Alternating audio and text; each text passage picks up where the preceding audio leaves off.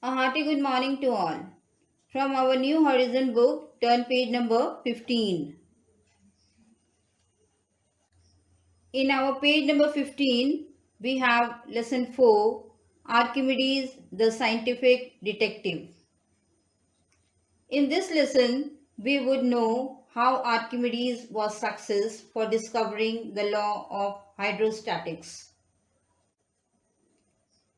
Before originating the lesson, let us have some talkings about the characters of this lesson. There are three characters. First is Archimedes, second is King Hiero II, and third is the goldsmith.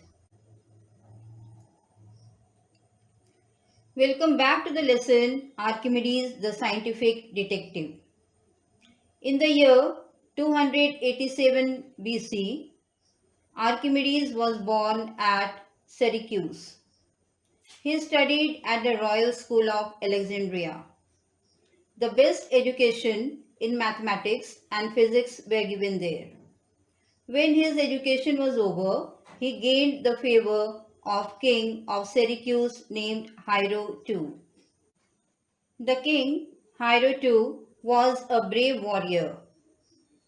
He was worshipper of the gods.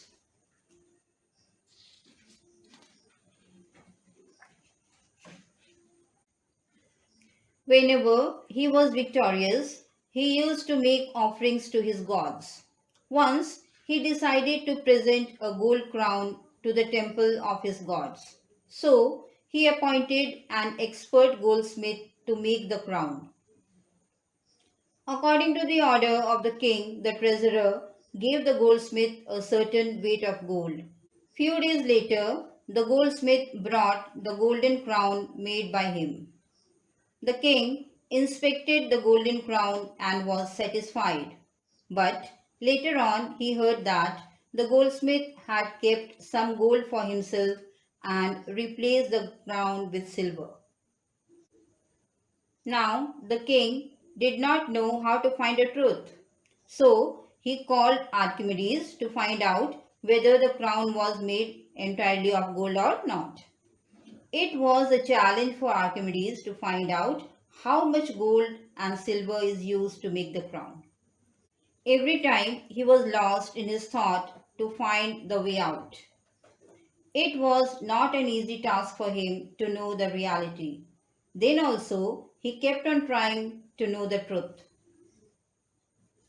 Once again, welcome back to the lesson Archimedes the Scientific Detective. One day, it so happened, Archimedes was in the public bath. The tub was full of water. Then, all of a sudden, he observed that water flowed out as he went into the tub. The volume of the water which flowed out of the tub was the same as the volume of his body which entered the tub. He thought that if he put the crown in a vessel full of water, a volume of water equal to the volume of the crown would be pushed out of the vessel. When Archimedes discovered it, he was so excited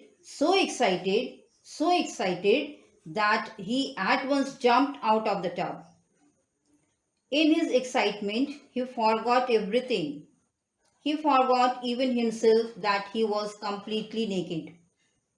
In the same form, he ran home through the streets shouting, Eureka! Eureka!